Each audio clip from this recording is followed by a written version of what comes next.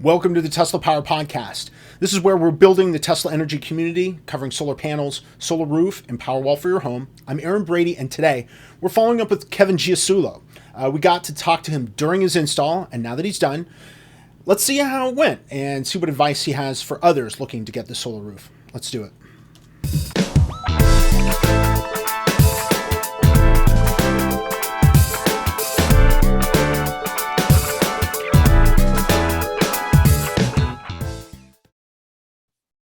All right, Kevin, welcome back to the Tesla Power Podcast. How are you doing?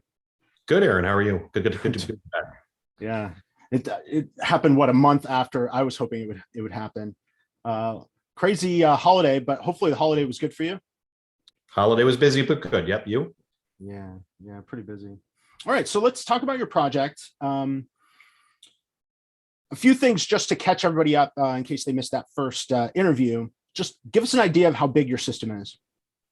So when I went through the design process, I was given the option of just meeting my needs, or they were allowed to oversize, I believe, 20% above what the utility would typically approve for. So I asked how big they could give me. The design I got back was 21.5 kilowatts. That's ultimately what was installed on our roof. You've seen the drawings. I sent it to you. We're more or less maxed out for roof space.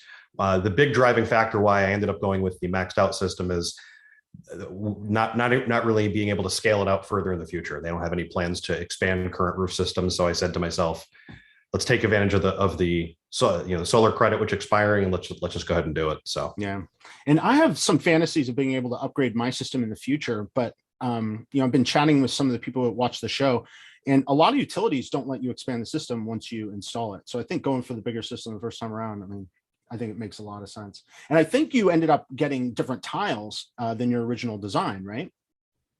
Actually, I believe we'll call them the version 4 of the tiles, the ones that produce the 71 watts per tile. Those came out about 3 or 4 days before my project got to the design completion. So I ended up from the get-go with the 72 watt panels, or shingles included in the design. We're calling those version 4. I can't keep up. I think I called the rumors for the new one version 4. Actually called them version 5. That's what Tesla called them, but I called them version 4 for the sake of keeping it straight. So yeah. So then that allowed you to put all of the almost all the production on the south side of your roof. Is that right? You do have a little bit of production on the north side. Yep, the north side makes up probably about like 45% of the overall system, with the balance being on the south side. I have a south facing roof and one over the garage. I think combined it was sitting at around 12 to 13 kilowatts on the back side of the roof. Yeah. Between design and installation, there was one change that was made. I had an overhang on the front of my house that was going to accommodate about 12 shingles, which, if my math is right, is roughly 864 watts, so just shy of a kilowatt. So those were all going to be active. Okay. Yeah. That ended up getting moved back to space that wasn't originally taken advantage of on the south side. That saved having to run conduit to the front of the house that was going to be unsightly and curb appeal. Yeah. And that north side of the house really wasn't going to have the most ideal production. So if anything, I made out by having it on the back. So, and that was a decision made by you with the site visit, or that was something that came up from the design team? How did that happen? That was actually something I would say day 3 or 4 of installation. Really? So on the fly? On the fly with the site supervisor that was out. He said, "Hey, we came into this issue. Do you want us to run conduit?" So they gave me the option. I said, well, what's the cost benefit? And they said, well, you're gonna have this silver conduit, running up and over the side of the house to get the electrical to where it needs to go. Yeah. So we talked about it for about 15 minutes. They completely left it up to me. They were willing to accommodate me either way. Ultimately, we just relocated those shingles to the back roof, and I still got the glass tiles on the front of the roof. So from a visual perspective, you can't tell the difference. No difference, man. And it's awesome how flexible they can be. It's really extraordinary. You'd think they'd be kind of tied into the design. Maybe they only have materials that show up on site that allow them to execute that specific design, but obviously tons of flexibility. Yeah, the team was located out of Rocky Hill, Connecticut. So they were here every morning between 7:30 and 8. And obviously, as I'm sure was with your project, they drop shipped the estimate of what they thought your roof was going to take in terms of parts and whatnot. But they continually were bringing additional stuff as they encountered it. So every day they had a game plan for the next day. If something was broken or something was short, the new parts came with the team the following day. So yeah, which is awesome. So how long did it take for the full project, from the very beginning of work on site to the very end of work on site? We're not talking, inspections or PTO or any of that stuff on the back end. So how long was the actual work on site? So holidays were mixed in. So they started just before the week of Christmas on the Tuesday, which I want to say was the 22nd. They were done before Christmas Eve on the dry-in process. They took the weekend off. They resumed it on the following Tuesday, which was the week of the 28th. And not exaggerating, the solar installation portion was complete, and I was self-consuming right on New Year's Eve. They had some touch-up work to be done. They battled, some rain and ice and stuff, definitely some cold temperatures. And they ultimately finished up the aesthetics right after New Year's. But as far as... So am I counting that up 5 full days of work? Basically, yeah. I mean, when you look at it over the course of 3 weeks with a holiday built in, they were really only working 3 or 4 days a week, and then 1 day or 2 days was impacted because of weather. So, that's tremendous. Yeah. I mean, my project was almost 3 weeks of full work, but my option included the tear off option. So a lot of that work was pulling off the old roof and making sure that the sub deck, what do they call it? The decking was repaired where needed. But you went with the no tear off option, so that allowed them to get basically straight to work, right? Yep. So originally they had planned for a tear off, and that was going to occur on or around the week of December 12th. That's when they had their subcontractor available. Yeah. I didn't actually find out that the no tear off wasn't happening until about 2 or 3 days before. So from that side of it, I really didn't get good communication on whether or not that's through the subcontractor, not really through Tesla proper. I never actually engaged with the subcontractor. So what I would say is I got basically a cancellation notice and an update of my installation time, called my advisor, said, hey, what's this about? And they said, oh, you're not getting torn off. You're just getting a dry-in process starting on the week of Christmas. So I was actually very appreciative of that. It didn't affect cost because the cost didn't include from the get-go a tear-off component. Okay. So that was just something that misunderstanding partly on me and not completely. But that sped up the whole process. That makes it a lot more convenient for you, I would say. You have fewer people on site doing work over a shorter amount of time. I mean, I did some video of the tear off option, and it's a mess. I've got asphalt that we're still finding nails around the property. Yeah. The tear off option really is quite a mess, and it's not just messy, but it's also stuff that has to go to landfill, and it's not particularly environmentally friendly. And if it could just stay on the roof, I mean, it sounds like a pretty great option from my perspective anyway. So you're exactly right, and you made a good point. So the team was really diligent at my property. We didn't do a tear off, obviously, but they were very diligent in cleaning up after themselves. Magnets were awesome. put over the lawn in the driveway. But one thing I will say, pro Tesla in this case, I actually ended up with a flat tire from one of the screws that got just overlooked. There were so many out there. They actually offered to pay to fix the tire.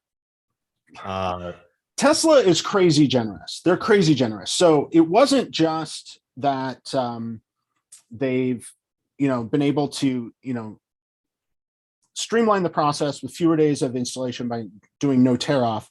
But you ran into a problem. Can you tell us a little bit about what happened when you were trying to get the process through PTO? So PTO has been interesting. I obviously had my city inspection on December 31st. The project was in progress with the utility company. When the design finally got accepted with the tentative interconnect, the utility identified that the transformer on the street was going to be too small to meet the needs, not just of my home, but the other 2 or 3 homes around. So they gave Tesla an option. They said, we can upgrade the transformer. It's going to be 100% at the cost of the customer or the contractor, or you can downsize the system. I engaged very heavily with not only my advisor who had done the installation, but the Connecticut rep that I had referenced in the last segment, who I have a cell phone. I called him right up. He immediately got the balls rolling and got people to call me within the same business day. When all was said and done, we ultimately decided to go with the transformer upgrade option. which was in or around $5,000 of parts and labor. And as of last week, Tesla had agreed to pay it.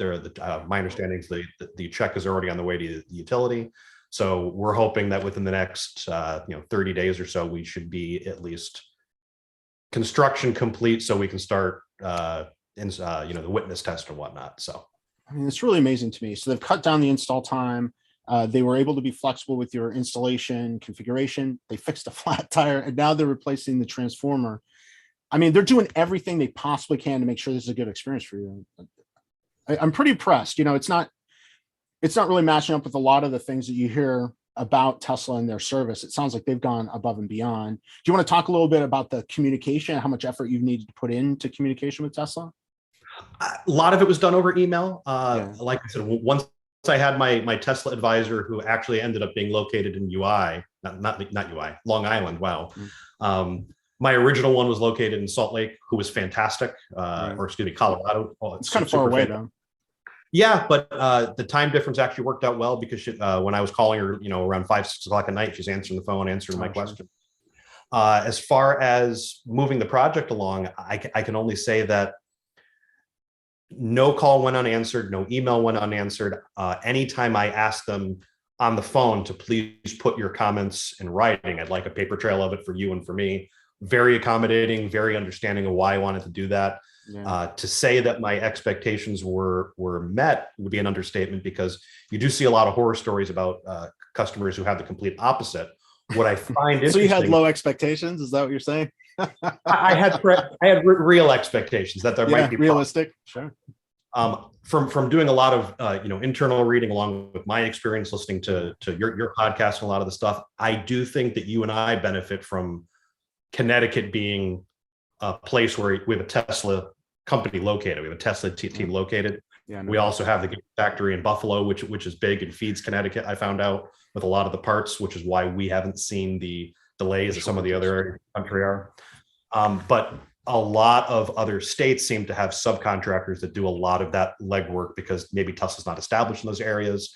And when you don't have control over your employees, you're at the will of, a sub. So the team here has been great.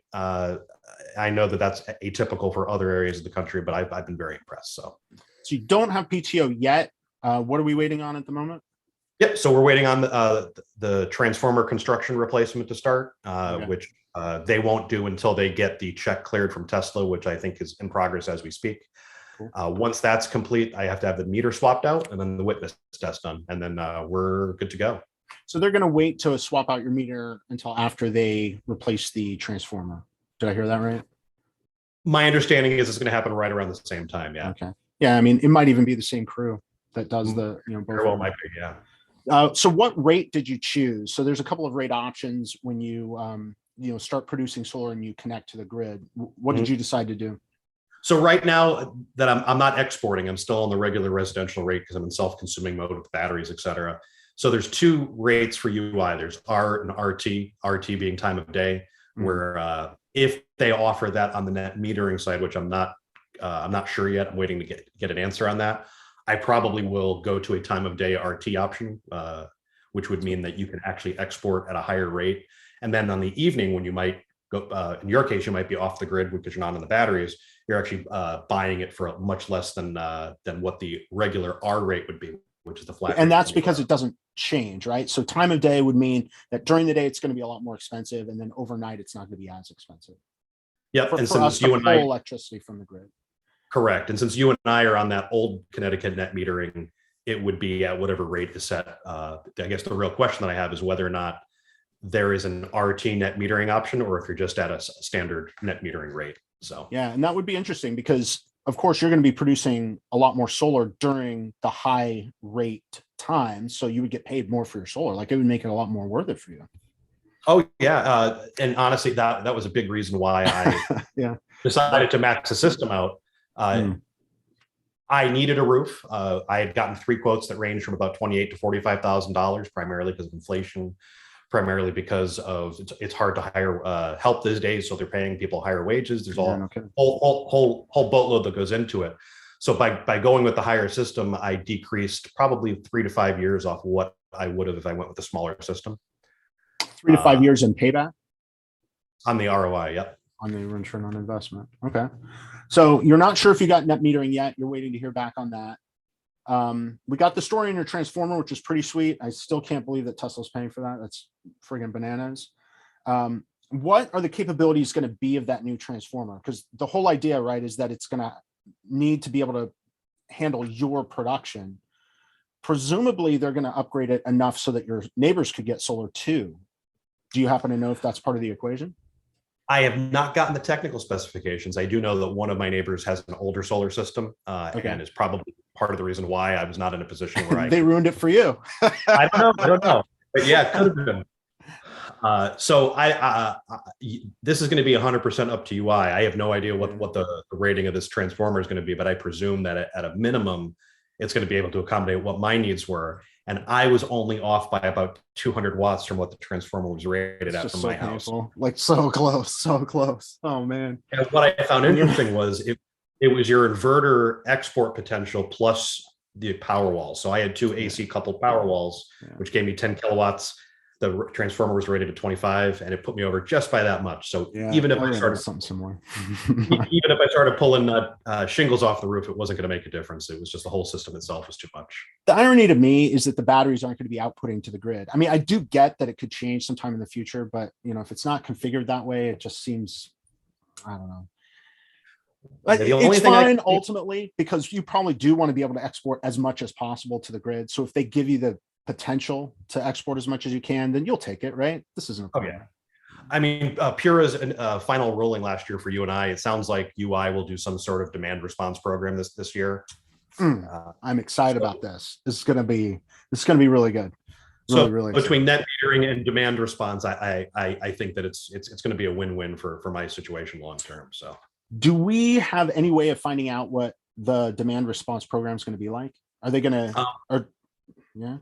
I believe they modeled it very closely off what Eversource was already doing, with the numbers being very similar. It was based on the average of what your kilowatt output was over the course of the events. So the way that I interpreted it was, if on one event you put out nothing and on another event you put out, let's say 30 kilowatts over it, that averages together to 15. Yeah. They multiply that by whatever the rate is at the end of the season, and that's what you end up getting in incentive. And they end up sending that as a check back, like at the end of the season. And I think they don't do it at the end of the summer season and then the winter season. I think they do it just annually. Does that sound right? Yeah. I'm sure it might be different, but I'm not sure for UI. Yeah. We don't know, how much that demand response program is going to be worth, but just taking into account net metering with the regular residential rate, did you calculate your ROI on that? How did you end up looking at that set of numbers? Sure. So in my particular situation, the ROI with just net metering and not demand response sat between like 11 and 13 years, depending on production. And with demand response, it gets it down on the very bullish side to about 5 years, on the very average side to about 7 to 9. So either way, within the 10 years of that loan or the financing that I did with Tesla. So. Oh yeah, and I forgot you did financing. So we did. No financing at all. We ended up paying cash for ours, which seemed like basically the only way to go, because rates at the time hadn't really started crashing yet, because we placed our order before the pandemic hit. But of course, rates came down to basically nothing after the pandemic hit. So you've basically got 10 years of free money, and now if you end up with this demand response program, I mean, this is going to end up being a very, very good deal. Not just a beautiful roof, but it's going to make all the sense money-wise. And the way that I figured it out is if I average the median number of what my net metering ROI was going to be per year, it basically covered what my financing charges were with interest. So, man, that's cool. That's really cool. So talk to us a little bit about home insurance. That's something that I still haven't dealt with, but you just went through that exercise. How'd it go? Yeah. Basically, I had to provide all of the financing paperwork, technical specification paperwork, warranty paperwork to my insurance broker. My insurance broker had a couple questions: how it was installed, what was installed, how did they do it? Between the underlayment and the safety rating of the actual shingles themselves, my insurance only went up by $5 and change per month. Excuse me, not per month, annually. So annually. annually. So both and my broker were shocked by this, but we used Farmers, and we had a very good experience. So yeah, we were MetLife, and I think they were bought by Farmers this year. So yeah, okay, so I should expect a similar experience. Okay, I was really sweating it. I wasn't in a huge hurry to go and figure out what I was going to have to pay more in insurance premiums. If it ends up being only $5 a year, I mean, yeah, need to do it because, of course, safety first. Got to make sure that if tragedy strikes, we can get back to square one again. But if you need a referral, let me know. Yeah, thank you. Appreciate that. I appreciate that.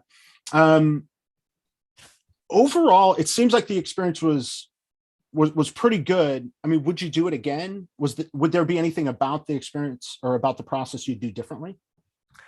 Obviously, everything I've kind of said on the last segment in this one, I've had a very overall positive experience. My expectations have been met.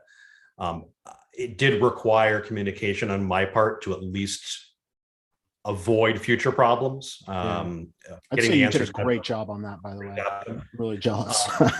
So no, I would not change it. I'm actually very happy that I did it when I did. Obviously, I would have loved to do it about 6 months sooner before the roof prices increased, but in the end, I'm going to be where I am for at least 30 years. It makes sense. I needed a roof. Now I have a roof that's going to pay for itself, as opposed to having to spend the $45,000 to replace the roof just to put a panel equivalent up, and only the panels. So well, we've had some snow, and there's a huge advantage to having a solar roof, during the snow.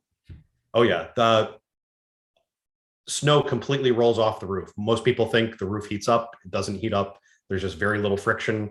The glass is an excellent conduit to just have the snow fly off the roof. So while it's you had to go and pound on the back of the roof, right? To pound on your ceiling to get it to slide off. No, it does sound like thunder though.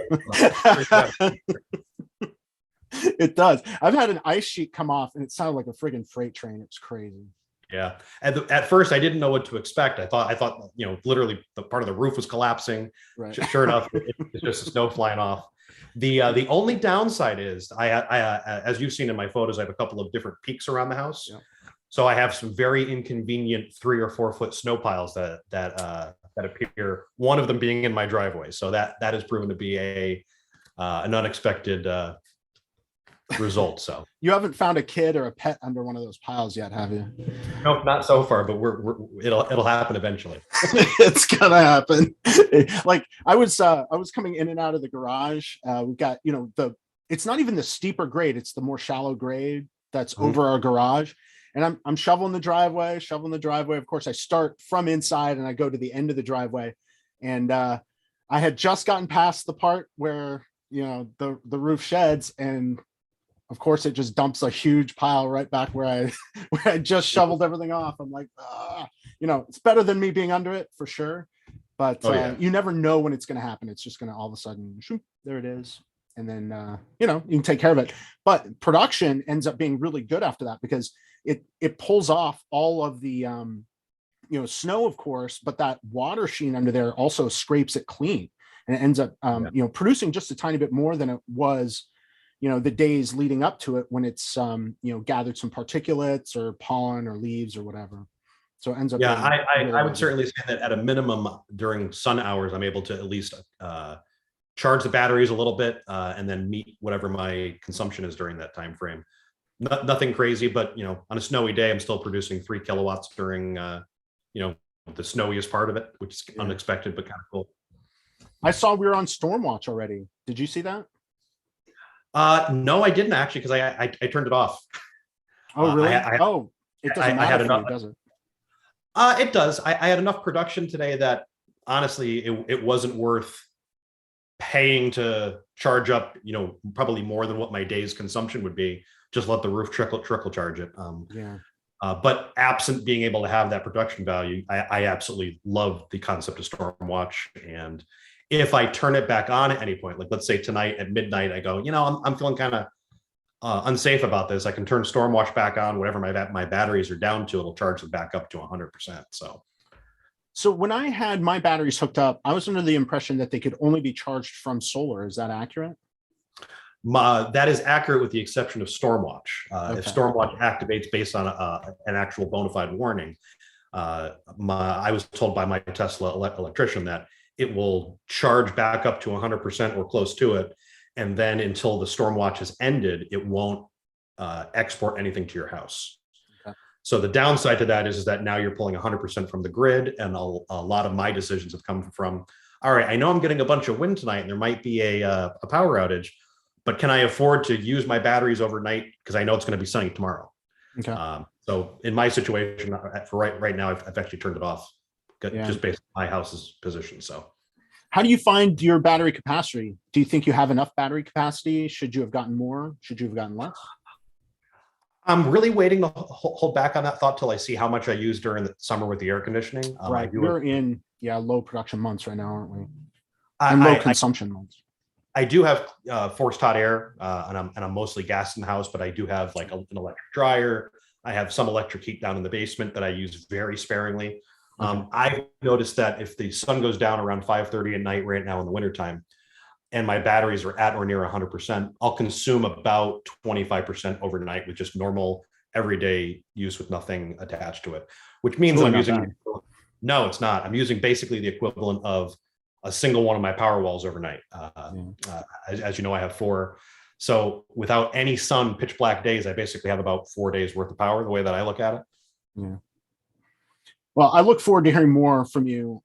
As we go through the year, we get into the higher production days. I mean, already you're producing a scary amount of electricity. You show me your screenshots from your app, and I'm just like, I'm super jealous. I mean, I've got most of my production on the south side, pumping, and I'm still only producing like half, a quarter what you're producing. It's pretty cool. It's very, very cool.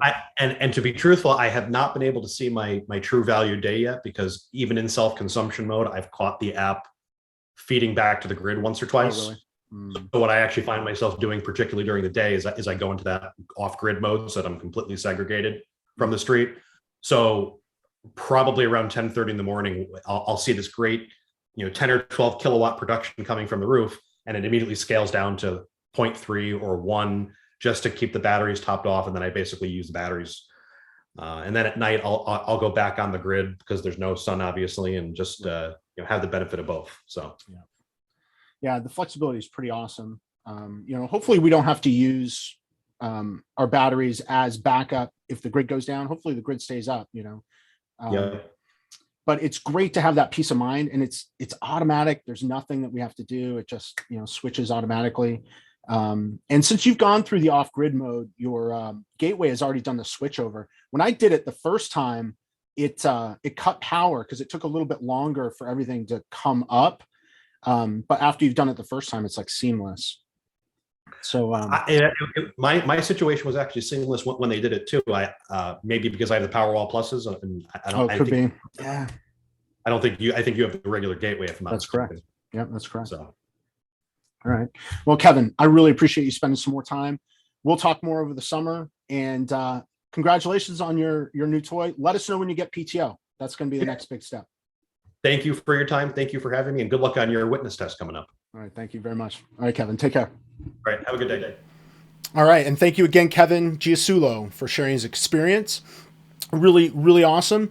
And for those of you that want to participate, please go to the comments below. Leave your comment there. You can link your YouTube videos, or you can call 203-816-5150, or you can email teslapowerpodcast@gmail.com.